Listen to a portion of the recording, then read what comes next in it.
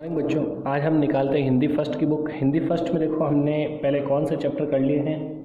हमने देखो कितने चैप्टर कंप्लीट कर लिए हैं। हमने अभी लास्ट टाइम किया था चांद का कुर्ता, वो वाला चैप्टर हमने कंप्लीट कर लिया था, जो कि था चैप्टर नंबर 13, और इसके प्रश्न उत्तर भी हमने कर लिए थे। और आज हम करने वाले हैं चैप्टर नंबर 14।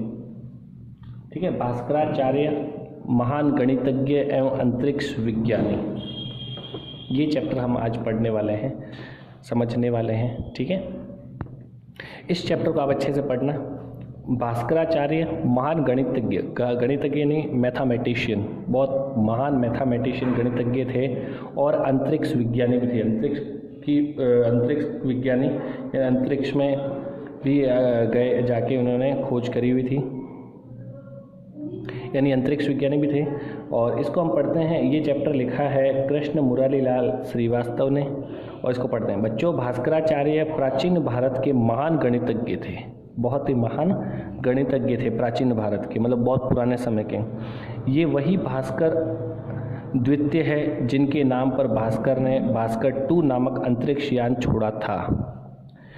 इंडिया ने अंतरिक्ष यान एक छोड़ा था जिसका नाम था भास्कर 2 रखा था उन्होंने, वो इन्हीं के नाम पर रखा था। वर्तमान में जो गणित पढ़ाया या सिखाया जाता है उसके अधिकतर नियमों की खोज भास्कराचार्य ने ही की थी। जो भी नियम वगैरह बनाए हैं, ज़्यादातर नियम इन्होंने ही बनाए हैं। भास्कराचार्य भारत के पहले ऐसे वैज्ञानिक थे जिन्होंने न्यूटन से बहुत समय पहले संसार को यह ज्ञान करा दिया था कि पृथ्वी में प्रत्येक वस्तु को अपनी ओर खींचने की अनोखी ताकत है। न्यूटन ने एक लॉ दिया था कि कोई भी वस्तु ऊपर फेंकते हैं तो वो नीचे की तरफ आती है, यानी धरती की तरफ उसको आकर्षित करती है। तो ये चीज़ जो है भास्कराचार्य ने बहुत पहले ही बता दिया था लोगों को। तो इतने महान वो भारत के वैज्ञानिक भी थे, ठीक है, जिन्होंने न्यूटन से पहले ही संसार को ये बता दिया था, ये ज्ञान करवा दिया था कि प्रत्येक वस्तु को खींचने की क्षमता पृथ्वी की ओर है ना। उन्होंने लिखा, पृथ्वी अपनी आकर्षण शक्ति के बल से सभी वस्तुओं को अपनी ओर खींचती है। पृथ्वी अपनी आकर्षण शक्ति के कारण क्या करती है? सभी वस्तुओं को अपनी ओर खींचती है। इसलिए हर वस्तु पृथ्वी की ओर गिरती है, आकाश की ओर नहीं चली जाती है, आकाश की ओर नहीं जाती है, पृथ्वी की ओर ही आती है।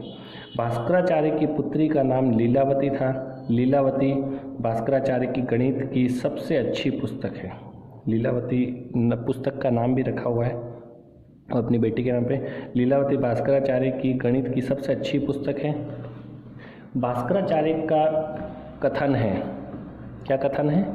किसी संख्या में शून्य जोड़ने, यानी कि 0 जोड़ेंगे या 0 घटाएंगे तो संख्या में कोई भी अंतर नहीं आएगा।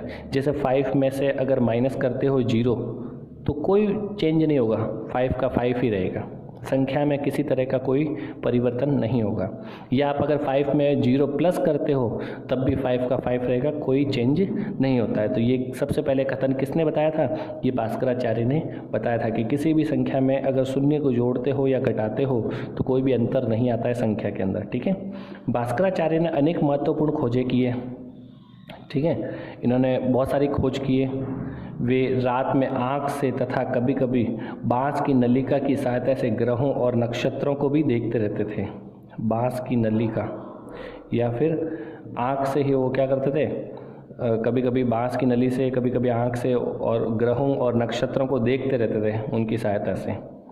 कभी कभी भास्कराचार्य एक ग्रह की खोज के लिए 2-2 रात एक जागते रहते थे और दिन भर गणना करते थे। दिन भर को गणना करते रहते थे, कैलकुलेशंस करते रहते थे, और ग्रह की खोज करने के लिए 2-2, 3-3 रातें जागते भी रहते थे। अपनी खोज को वे पुस्तक में लिखते जाते थे। यह सब कार्य में वे नौकरी अथवा पुरस्कार पाने के लालच में नहीं करते थे। उनका उद्देश्य तो सिर्फ सत्य की खोज करना और उसके लाभ को संसार तक पहुंचाना था। मतलब किसी पुरस्कार या नौकरी के लिए नहीं करते थे, वो क्या करते थे? सिर्फ अपनी जो खोज इसलिए करते थे क्योंकि लोगों को बता सके, संसार तक अपने सत्य की खोज करा सके और उनको पहुंचा सके। ठीक है, भास्कराचार्य में 2 विशेष गुण थे। पहला, वे बहुत मेहनती थे, और दूसरा, उनमें उत्साह बहुत अधिक था, बहुत ज़्यादा उमंग उत्साह था। वे हार को भी जीत में बदल देते थे, कभी भी हार नहीं मानते थे, हमेशा उत्साही रहते थे। ठीक है, दृढ़ निश्चयी, उत्साही और मेहनती। अपनी गणित और अंतरिक्ष संबंधी खोजों के कारण भास्कराचार्य का नाम सदा अमर रहेगा। इसके कारण अंतरिक्ष की खोज और गणित के जो नियम हैं, जो कायदे हैं, नियम कायदे, इनके कारण भास्कराचार्य का नाम हमेशा अमर रहेगा।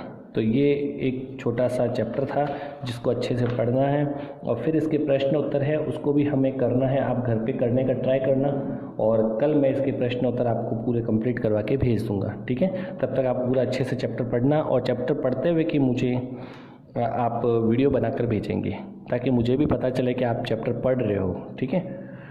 और जिसने भी कॉपी चेक नहीं करवाई वो स्कूल में अभी कॉपी चेक करा देना, बाद में कॉपियाँ चेक नहीं होगी, ठीक है। तो टाइम से कॉपी चेक करवा लेना और कल करेंगे हम इसके प्रश्न उत्तर। तब तक के लिए टेक केयर, बाय बाय।